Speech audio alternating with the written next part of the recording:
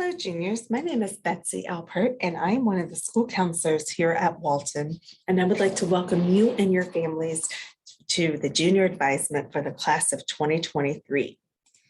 Junior Advisement, the purpose of this is to help you and your families plan for your senior year to make sure that you have all of your Georgia High School graduation requirements. And this PowerPoint will provide you with that information, along with information about post-secondary planning. And it also will talk about the Bridge Bill activity that is required by all juniors from the state of Georgia to complete. So junior advisement is essentially 3 steps. Step number 1 is watching this PowerPoint video, which you're doing right now. Step number 2 is completing your Bridge Bill survey and Naviance. And step number 3 is signing up for your individual advisement time with your school counselor. And again, we're going to touch on all 3 of these throughout this presentation. So when it comes time for post-secondary options, meaning what are you going to do after you graduate from Walton? You guys have so many different choices. You can choose to go to a 4-year college or university and earn a 4-year bachelor's degree, or you could do a 2-year community college, which also includes technical schools like a Chattahoochee Tech or a Linear Tech. You could do an apprenticeship. That's a job training program that can also be with special schools. And typically that's where you receive on-the-job training and supervision by a skilled professional. You can go into the military as well, and some students choose to go directly into the workforce. If you are interested in going into the military, you can do what's called a military enlistment. That means that you would go directly into one of the branches of the armed services. You need to make sure that you have your high school diploma. You need to take what's called the ASVAB, which we will talk about that in a second. That's used for career placement within the military. You also can be in contact with that specific branch recruiter. And it's also important to know that there are some part-time opportunities with the National Guard and the reserves, and that's for all of the branches for the reserves. There are service academies as well. So think about like West Point, for example. Those are very highly selective, and they do require a recommendation and endorsement by a member of Congress or Senate. And there is a service requirement after college graduation that goes along with this. So if you are interested in potentially doing a service academy, that process can take quite a long time. So please, please, please make sure that you don't delay if that is something you're interested in. There's also ROTC scholarship programs that are in a lot of 4-year colleges and universities. As you can see, over 1,100 colleges do have this. These ROTC scholarships can cover pretty much up to the full cost of the program. And what that means is that after you graduate from college, you also will have a service requirement to fulfill as well. So what is the ASVAB? I know I mentioned that earlier. That stands for the Armed Service Vocation Abilities Battery. That is a very long title for a test, but again, it is used by the military to determine what job placement you will have if you do choose to join the military. It is a requirement before enlisting in the military. And there are some students who choose to take it just because it's a really great skills and skills assessment, seeing what your abilities are. It is not like the SAT or ACT. It is much more based on, okay, we feel like you might be very good in this area or in this area. So the test is free. Anybody can take it, even if you're not interested in joining the military. We offer it at Walton 2 times, once in the fall and once in the spring. Typically, we offer it on the PSAT day. So we will be having it again in October of 2022. And even before then, sometime in the springtime, typically it should be in March. And we will make sure that we push out information to anybody who's interested in signing up for the ASVAB to do so. So some other things about apprenticeships and job training, I know I touched on that just a minute or 2 ago, is apprenticeships are generally associated with skilled labor and on-the-job hands-on training. So think about carpentry, welding, firefighting, HVAC technicians and whatnot. They typically are paid. The training lasts for a couple of years, and it is great hands-on training. If you're interested in looking for an apprenticeship, you can certainly talk to your counselor about this. There are specialty schools as well, which are kind of like apprenticeships, except for you actually go to the school for example, if you are interested in becoming a cosmetologist, like you could go to like the Tony and Guy School or the Paul Mitchell School, something like that, so that you can learn more about hair or more about other types of cosmetology. These schools typically cost more money than going to a vocational school, and it provides training and certification to meet state requirements. When it comes to Georgia, we are #1 in jobs and training. You can see that we have over 400 of the Fortune 500 companies in America that operate here in Georgia. And so what this means is that we need trained and skilled workers to fulfill these jobs. And so there are truly some fantastic opportunities for students after you graduate from high school to get into some of these jobs. So there are programs out there, and looking at technical college, at the technical college system of Georgia, you can see that they offer many of these jobs and the trainings and the skills that are required to go into these jobs. So if you click on the Hot Careers Current, that PDF right there, you can learn about some of the most in-demand jobs right now. And again, that these have been identified by the state for jobs and for skilled labor that we currently need. And you can get that training either through the apprenticeships, through the technical schools, possibly through the specialty schools as well. So if you are interested in going to one of those technical schools, there's 2 ways to fund that. The first one is through the HOPE grant. And this is such a fabulous program that a lot of people don't know about. The HOPE grant is for any student who graduates from a Georgia high school who enrolls in a vocational school. So again, think like Chattahoochee Tech, Lanier Tech, Gwinnett Tech, et cetera, et cetera. It does not require you to have a specific SAT or ACT. It does not require you to have a specific GPA, but it does have you be a part of a specific certificate or diploma program that is career focused and training. So there's, I think, more than 24 technical schools in the state of Georgia, and you can click on the tcsg.edu for a list of those schools.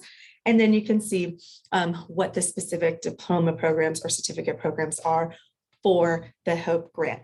Typically covers between 80 to 85% of your tuition. There's something called the HOPE Career Grant as well that provides additional funding for those designated high demand career fields. And so the state has designated a specific number of careers that they are in such need of that they will provide additional funding on top of that HOPE grant, where in many cases your tuition is fully funded, which is awesome. And you can click on that fields of study for career grant if you would like some more information. Now let's talk about the 4-year college admissions process. We know that this can be stressful, not just for you as a student, but it can be stressful for your parents as well. We want to make sure that you understand it's important to have some long and short-term goals. So yes, your long-term goal might be, hey, I want to be admitted to this school, specific school, but we want you to make sure you have short-term goals so that it's not so overwhelming for you when it comes to reaching that long-term goal. Break it up, make it more manageable, chunk those goals into smaller goals so that it's easier to fulfill. And again, so that you don't feel so overwhelmed. I want you to be open with more than one college. Yes, you might have your dream school, and that's fabulous, but please be open to other schools as well, because there's so many colleges that offer so many wonderful opportunities. We want to make sure that you guys are not just talking about college. It's not just a constant topic of conversation, that you also have a life outside of this whole college admissions process as well. We want to make sure that you understand that many colleges can work for you. It's not just that one school that maybe you have your heart on. There could be dozens of other schools that also offer the same programs or the same financial aid or the same locations, things like that. So please, please, please, please, please make sure that you are open and keep things in perspective when it comes to this process. When it comes to the SAT and the ACT, you can see we have the links right here if you would like to register for the SAT or for the ACT. So there are differences between the 2 tests. We recommend that you, as a junior, take both the SAT and the ACT at least once during your junior year. You may score better on one versus the other. It is okay for you to then focus on the SAT after you take both the tests, because maybe you scored a little bit higher on that test or vice versa. It is important to take them as juniors because that can give you a good idea about, Okay, I did really well in this specific area. Maybe I need to study and do a little bit more preparation in another area. So just keep that in mind when it comes to the SAT and the ACT. And there are some colleges now that are still what are called test optional. So because of COVID, there were pretty much most schools went test optional for last year, meaning that they did not require an SAT or an ACT to be part of that college admissions process. The University Systems of Georgia, they are the organization over all of the public schools in the state of Georgia. So think like UGA, Georgia Tech, Valdosta, Augusta University, et cetera, et cetera. So they are requiring an SAT or an ACT as part of the college admission process now.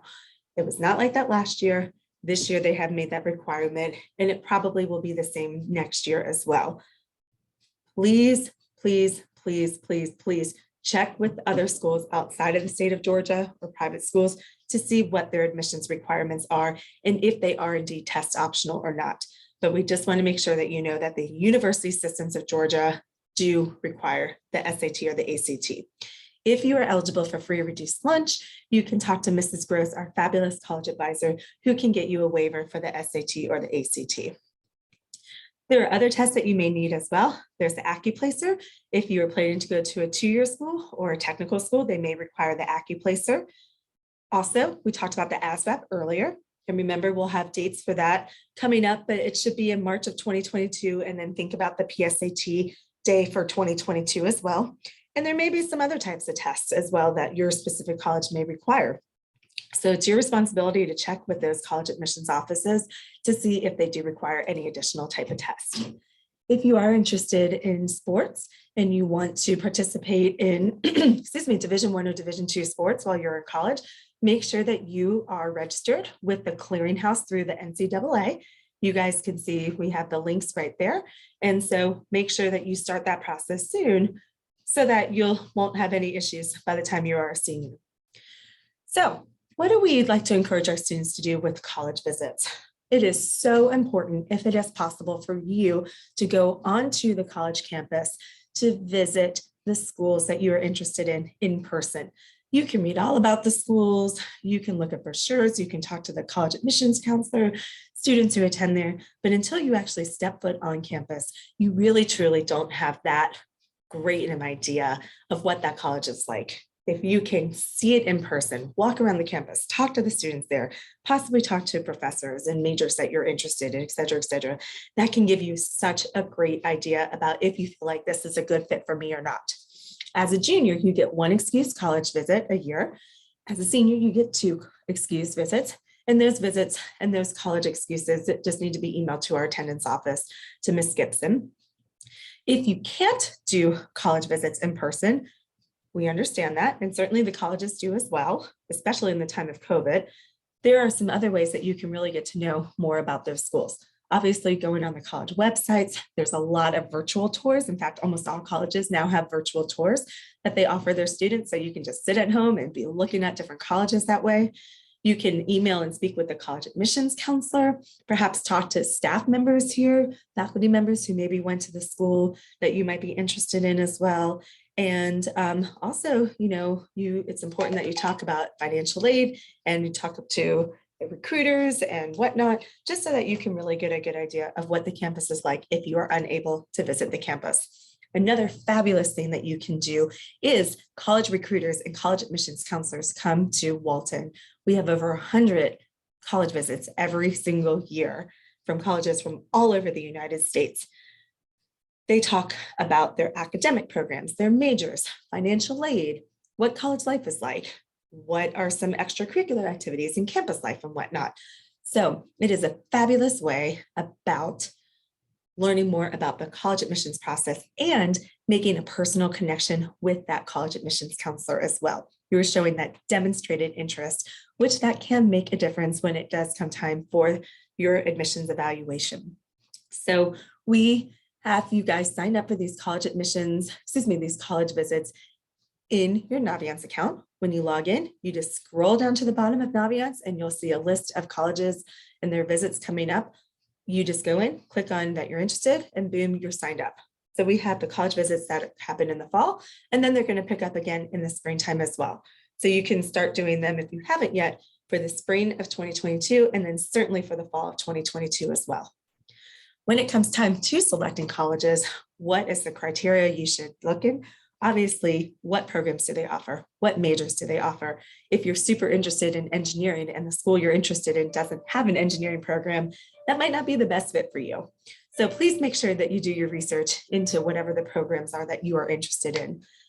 That campus size and location. Do you want a big school? Do you want a small school? Do you want it an urban setting or rural setting? Do you want it to be a college town? Do you want it to be smack dab in the middle of a city?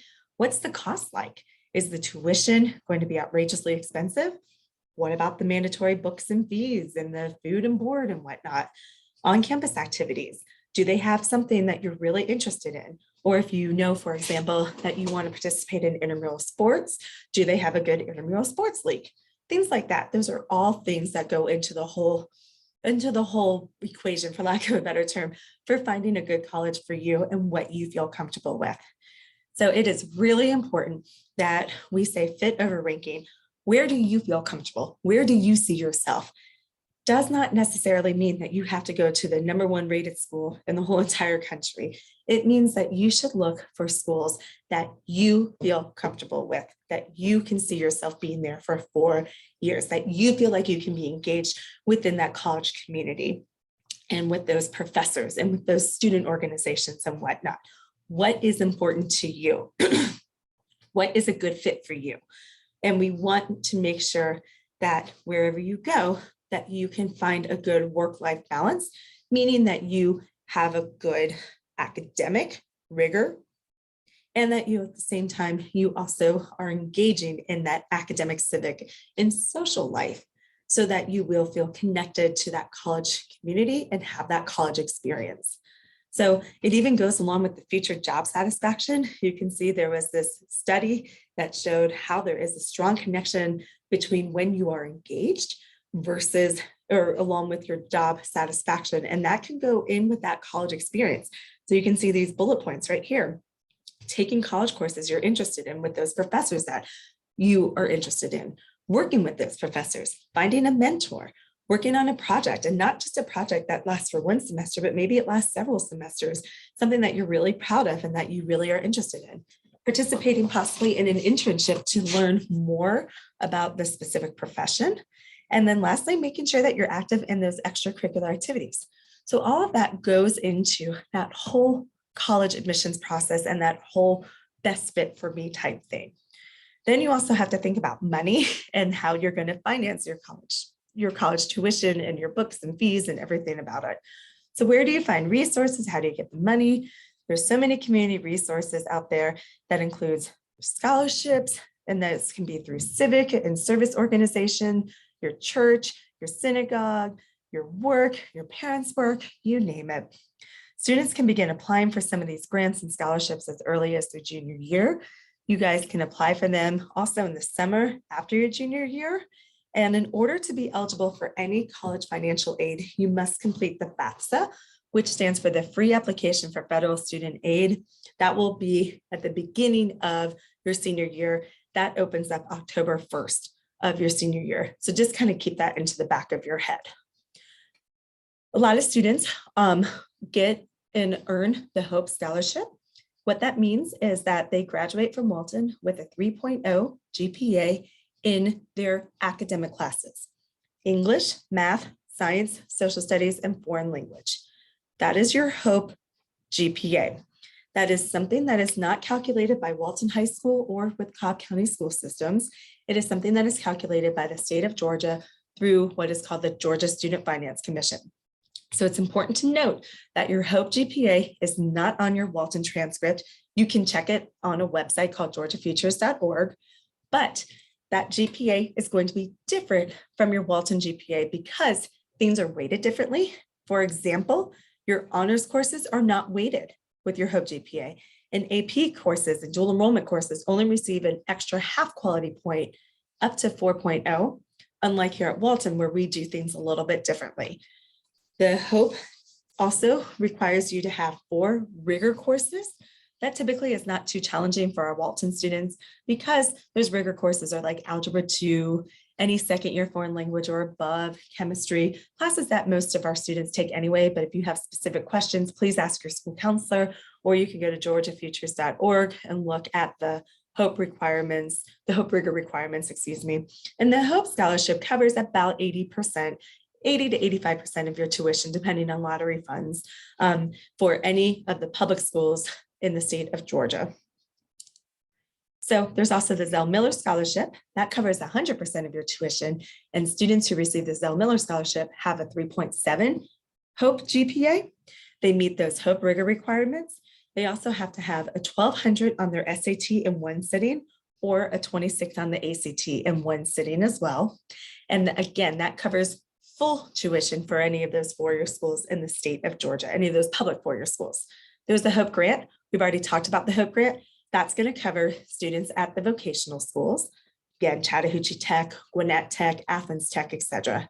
The big thing is, that you can see down at the bottom, we must have your Social Security number on file in order for you to receive Hope. If you have questions about your Social Security to make sure that we do have it on file, please ask your school counselor and we can help out. We can help out with making sure that you have your Social Security so that there's not any issues when it's your senior year. So I talked a little bit about your Hope GPA versus your Walton GPA. Remember, Hope GPA is calculated by the Georgia Student Finance Commission, so it is not on your Walton transcript. You can go to georgiafutures.org to look at your Hope GPA. Your Walton weighting is different from your Hope weighting. And if you have any questions about this, please see your school counselor. We do have a lot of questions and a lot of interest for students about dual enrollment. This is a fabulous program that you as a junior are eligible for. And then also as your senior year, you would be eligible for dual enrollment. That is when you enroll at a local college or a technical school and you take college courses. You earn 2 credits for those courses because you get high school credit and you get college credit at the same time. The great thing about dual enrollment is that the state of Georgia covers the cost of your tuition, books, and mandatory fees. So it is a wonderful opportunity for students who want to get a head start in the college process, for students who maybe are interested in taking courses that aren't offered at Walton. And it is a great way just to save some money if you think about it in the long run, because the state is covering your tuition, books, and fees. There's a lot that goes into dual enrollment. So anybody who's interested in dual enrollment needs to attend a mandatory dual enrollment meeting that we offer about once a month. So we will have those again starting in January. You and the parent, so student and parent, both need to attend one of these meetings. And we talk about the pros and cons of dual enrollment. We talk about the different requirements. And if you all have any questions or want to try to just get a little bit of a head start about dual enrollment, we encourage you to go to our dual enrollment website for more information, which is waltonhighcounseling.com/dual enrollment. And again, if you are interested, please go ahead and sign up for any of our upcoming dual enrollment information sessions. So when it comes to graduation requirements, these have not changed in the last several years. So you all hopefully know that you need to have 23 credits, a minimum of 23 credits in order to graduate. Broken up, if you look at English, you need to have 4 credits of English, and that includes 1 credit in 9th grade lit and 1 credit of American Lit or AP language. For math, you need to have 4 credits that include Algebra 1, Geometry, and Algebra 2. If you took a math support class, or you currently are in a math support class, that does not count as a high school graduation credit in the math area. That counts as an elective. So if you took, for example, Algebra 1 support your freshman year, you would then still need to have a 4th math your senior year because that support class does not count as a graduation requirement.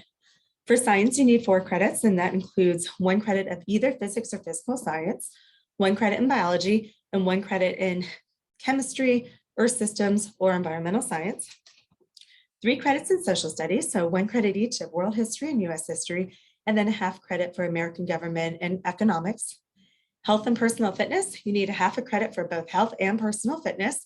If you are a ROTC student and participate in that program at Wheeler High School, if you have earned 3 credits in ROTC, you are exempt from health and personal fitness. Then lastly, you need to have a combination 3 credits in world language or the career tech or the fine arts. So what that means is that you could have 1 credit in Spanish, 1 credit in business, and 1 credit in chorus. Boom, you have met your 3 credit requirement that way. So just keep that in mind when it comes time to picking your electives for next year. If you have not already met that 3 credit requirement in that combination field, it can mean that you maybe never take a fine arts. Maybe you have all of your credits in that career tech and that foreign language, or maybe you have all of your credits in foreign language because you've taken Spanish or French for all 3 years of high school and you plan to continue on next year. Just keep that in mind. Lastly, we have those 4 electives. Those are just general electives. They could be something like team sports or another class like that is in one of those above fields, like that psychology. Yes, psychology is a social studies elective. It is not needed for graduation purposes. And so therefore, it's just classified as a general elective. So you add all those up, that's how you get to 23 credits. And that is what we will really be focusing on with our individual junior advisement appointments so that you all and we can make sure that we are all on the same page and that you all meet those requirements. Now, it is important to know that graduation requirements and college admissions requirements can be different. So we focus on making sure that you meet your graduation requirements. Typically, those are the minimum requirements set by the state in order to graduate from high school. Okay, college admissions can be different. For an example, the state of Georgia does not require you to have foreign language to graduate from high school. But if you are planning to attend a 4-year school, college or university after you graduate, then you're going to need to have at least 2 years of the same foreign language. Some colleges and universities even require 3. So again, you may not need that for high school graduation, but you may need that for college graduation. So it is your responsibility to check with whatever college you're planning to attend, to talk to somebody from the Office of Undergraduate Admissions or go on their website to see if they have specific specific college admissions requirements. So what do you need to consider when you are selecting your courses for next year? We want to make sure that you have a good work-life balance, meaning that yes, you are taking some good academic rigorous courses, but that you also have a life outside of your academics as well. Are you able to participate in your extracurricular activities like marching band or sports or clubs and extracurricular activities? Or do you feel so bogged down and so overwhelmed that you can't do that because you've selected so many rigorous courses? Are you able to try to add some rigor into your high school career? Maybe you've never taken an honors class or an AP class before, and maybe now you feel more confident in your abilities and you want to try that as a senior. Absolutely, we want to encourage you to do that. But we want to make sure that you have that good balance so that you can do things that you like and that you can also be taking some good rigorous courses that are preparing you for college. We don't want you to be burned out. We don't want you to suffer from senioritis. We don't want you to just be like, I'm done with school at that point, and then just really struggle through your senior year. That's why we want you to have this good balance. All right, so we have just completed step number 1 by watching this PowerPoint video and talking a lot about your post-secondary options and graduation requirements. Now we're going to focus on step number 2, which is completing your required Bridge Bell survey in Naviance. So what do you need to do? You need to go to the waltonhigh.org website. That's just the Walton homepage.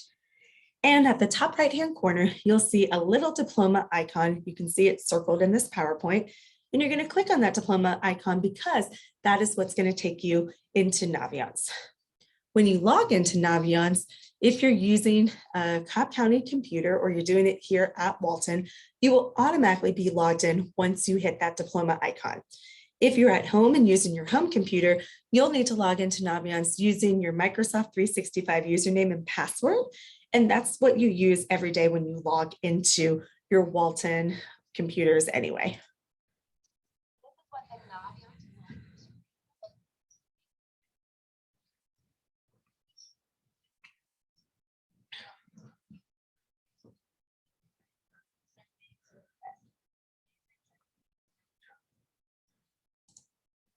So then you're going to go to Planner. That is on the top right-hand side. You can see where the arrow is.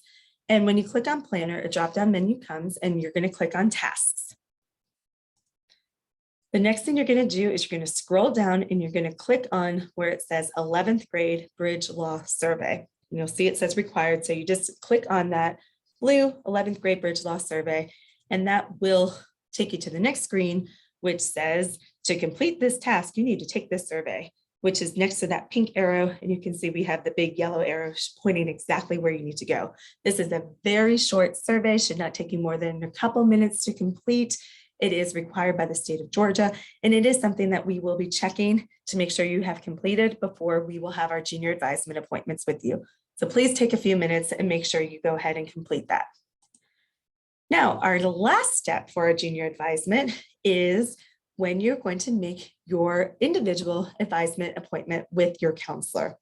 So if you want to use your cell phone and you want to go to this QR code that we have up here, that's going to take you to a link tree where it has all of the school counselors and how we are broken up by alphabet. So you can click exactly who your counselor is and go ahead and make that junior advisement appointment. You can also just go directly to the link. You can see we have the website down below, www.linktr.ee/Walton Junior Advisement. So I'm going to leave this up for a second so that you all can either get it up on your phones or you can write down what the web address is.